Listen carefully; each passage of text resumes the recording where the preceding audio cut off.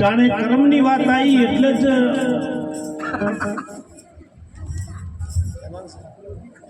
આવો કાલ તમે હું બેસો ને તો કદાચ કોઈ મળે ન મળે દીકરીઓને એકવાર તાળીઓથી વધાવો ધન્યવાદ અહીંયા કંઈક આપણું પુણ્ય હોય ને તાણે ભજનની ભૂમિ ઉપર આપણે બેસવાનો અધિકાર મળે છે પરમાત્માના નામનો આ મહિમા છે આમાં કોઈ સ્વાર્થ નહીં અને હું તો બેનને કહું છું જાવું હોય તો જાજુ પણ ભૂલમાં સંપલ બીજા ના પહેરાઈ જાય આટલી વરાગજો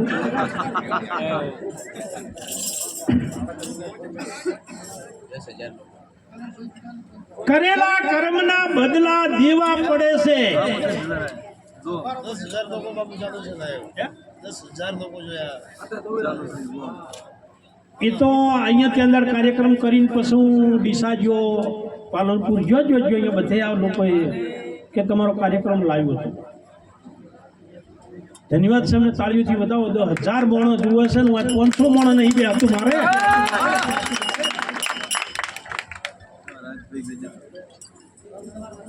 એક વાર ફરી વાર કહું કે ગજરભાઈને જોરદાર તાળીઓ બતાવો વાહ દેવારે પડે છે અંતે સૌને નડે છે કરેલા કર્મના બદલા એક નાનકડી વાત કહી પછી બાબુભાઈને આપણે સોંપડીએ પછી તમે બધાને ચા પીતો હશે ને તો કોઈ મેં ગુનો કર્યો નહીં હાલ નહીં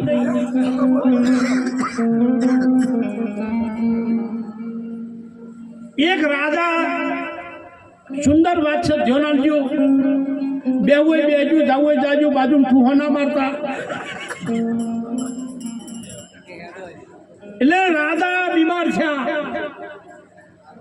અને વૈદ્ય એટલું કીધું કે તમે 2 મહિનાના મહેમાન ધ્યાન આપજો વાત ઉપર મુદ્દો કહું છું કે કરેલા કર્મના બદલા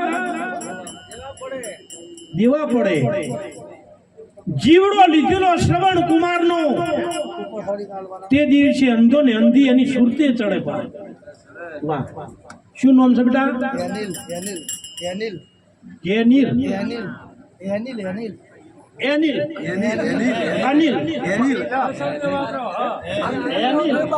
અત્યારને તો નામ તો જુઓ હેનિલ હવે તી ભણે બેટા નથી ભણતો અમૂલ તો કોની બીક લાગે કર્મ બીક કોની લાગે શર્માય છે થોડોક મોટો હમણાં આગળ પેલા બેઠા 3-4 તો ગયા ખરેખર અત્યારની માવડી તો નો અમે આવું આવડવું મને નહીં આવડતું માવડી એમ છું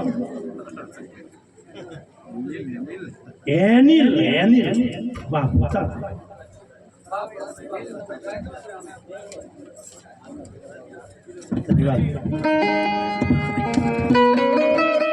તાળીઓથી વધાવો રાજાને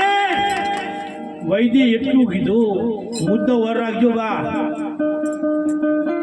તમે આનંદ કરો છો એ આવે